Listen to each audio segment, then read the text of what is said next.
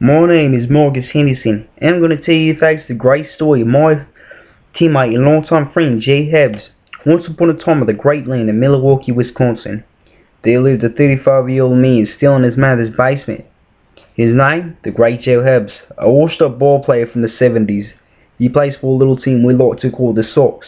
Not the Red Sox or the White Sox, those two just simply don't have a good enough socks, mate. We.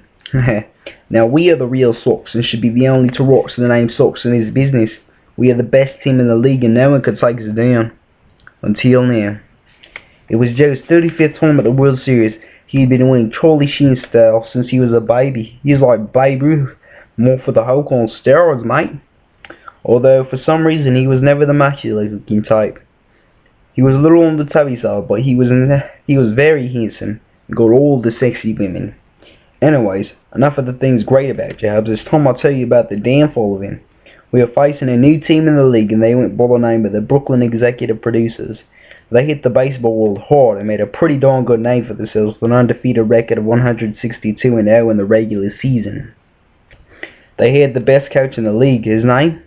Patrick Krogman, otherwise known as Party Pit, but their real secret weapon was the Benny Anderson. Now the Sox didn't start out with their star player Joehubbs.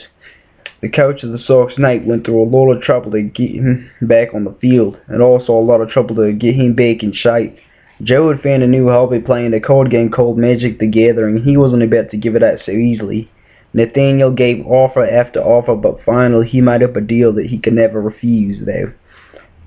If Joehubbs played this game for the Sox, he would get him the legendary Black Lotus card. Joehubbs accepted the proposition and decided to play. Joehubbs wasn't in shape though and needed to be if he was to win. He didn't attend any of the practices. All that Joehubbs did was sit on his couch, drink Mountain Dew from Mountain of Dew. It was dew upon dew. There's so much dew I couldn't count the amount. He also had women over all the time and played Magic the Gathering. He was just a train wreck, and by the time of the game, no one knew whether he'd be ready or not. Benny Anderson, on the other hand, gave 110% at every single practice before the day of the game. He wanted to win more than anything in the world. He wanted to be as good as his old pops was, Justin Hollis. The truth is, though, he'd never be good as his father was. Never.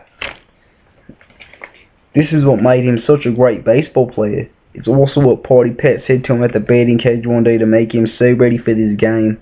Benny was hitting balls, and out of nowhere, Party Pat stormed through the batting cage door very fiercely and punched Benny in the face, knocking him face flat on the ground. Also at the same time giving him a cool montage and stuff falling on the ground, while his long brown unkempt hair floated through the wind with the guy off from Street Fighter theme playing. "You'll never be as good as your father was, Betty," Patrick yelled. "I'm trying, okay?" cried Benji. Party Pat looked down at Benny in his eyes with rage and said, "Get on your knees, you useless piece of junk, and shine my boots, you scoffed them." Benji looked up at him in tears and yelled, "I didn't touch your boots, you monster." Patrick slapped Benny in the face and pulled out of thin air a very hot ball of soup and threw it in his face. He watched Benny roll around in agonizing pain, and he then said, "You like soup, don't you, Benny?" Benny obviously wasn't going to answer back because he was rolling around on the ground in pain. Patrick then yelled, "Be ready for the game tomorrow, you chump, or else you get jumped." Realizing he had rhymed, Patrick chuckled in his thoughts and walked away from the batting cage to his new Prius. Wait a second. Something doesn't add up here. He can't afford a Prius. Anyways, back to the story. It was the day of the game. It was so loud and millions of people were cheering, some for the Milwaukee Sox and some for the Brooklyn Executive Producers. The players were all ready and in their places waiting, and then the umpire said, "Play ball." The first two innings didn't go too well for the Sox. All their players had struck out except for Joehubbs, surprisingly, and he hadn't even went to the practices. They scored twice, but the executive producers scored over 50 times, and all hope was pretty much lost for the Sox at this point.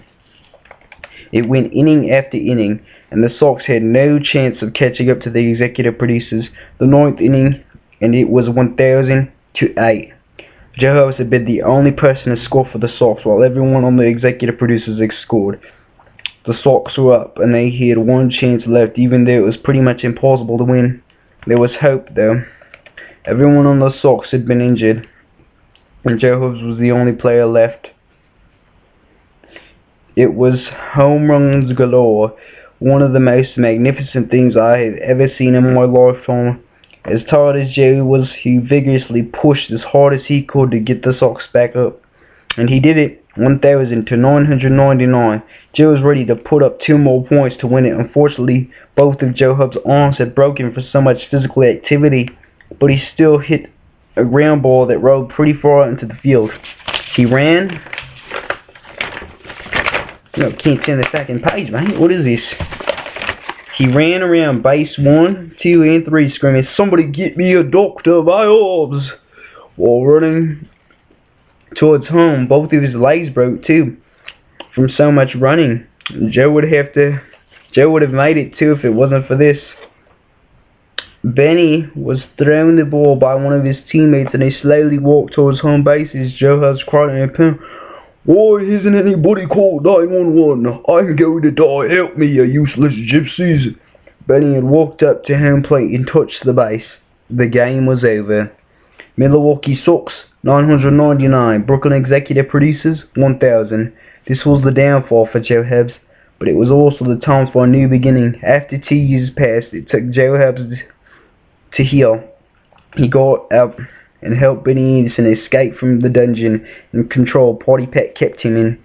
Both of the legendary players then formed their own team in their newfound hometown.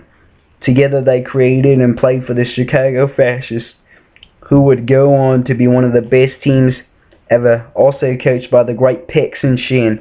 After their amazing legacy with the Fascists, both Joe and Benny retired together and lived happily ever after in a gay marriage. Joehubbs is now spending time with his domestic partner in an apartment run by Goldino Aparicio. And Joe's new career is having a great time at his local Magic the Gathering shop in Chicago. Benny's new career, on the other hand, is running a hot dog stand outside of Joehubbs' card store. Everyone else's future is irrelevant. The moral of this story, kids, is to always say no to drugs. And remember, eat those vegetables.